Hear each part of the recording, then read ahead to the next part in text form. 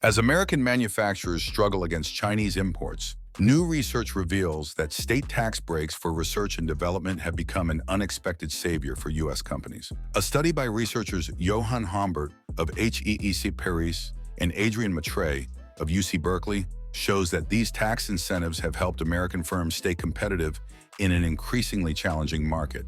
The findings come at a time when states are racing to keep their manufacturing bases strong. By the late 2010s, more than two-thirds of U.S. states were offering tax breaks to companies that invest in research and development, with some states being even more generous than the federal government.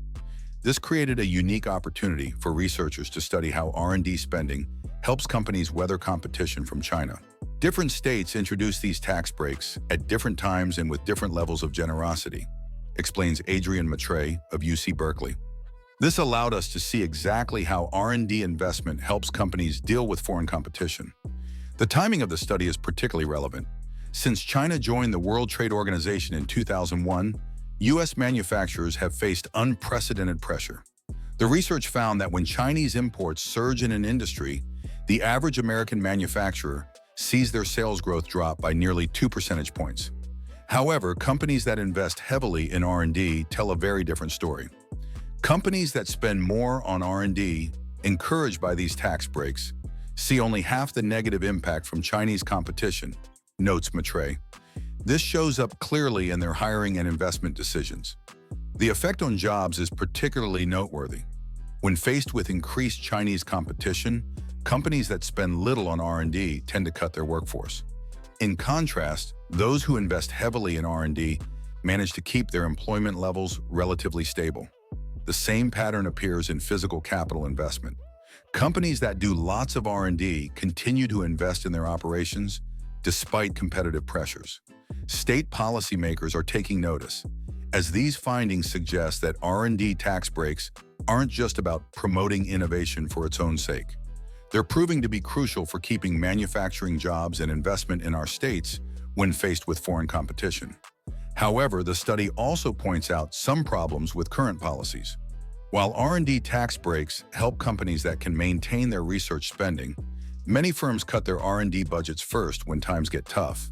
This suggests that the timing of these tax breaks might need rethinking. Companies often need R&D investment most when they're struggling the most, Matray notes. This suggests we might need policies that specifically help firms keep up their R&D spending during tough competitive periods.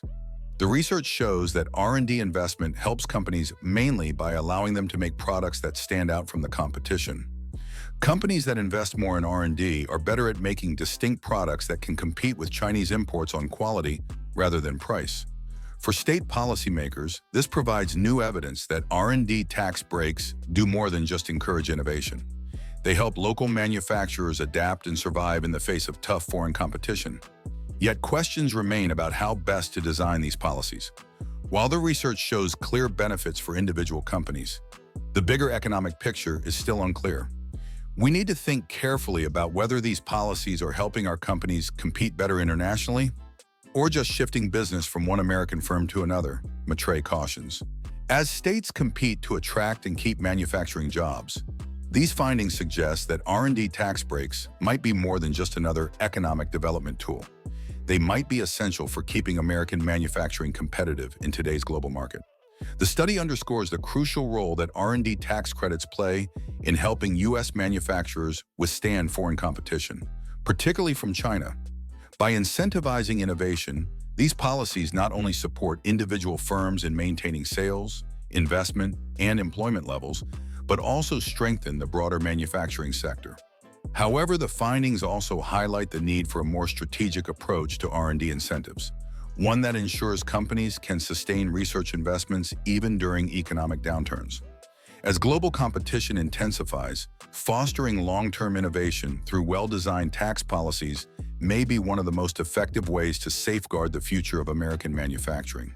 However, the findings also highlight the need for a more strategic approach to R&D incentives, one that ensures companies can sustain research investments even during economic downturns. Looking ahead, policymakers must consider how to fine-tune these tax incentives to maximize their impact. Encouraging R&D investment is not just about immediate job retention or boosting company profits. It's about securing the long-term competitiveness of American manufacturing.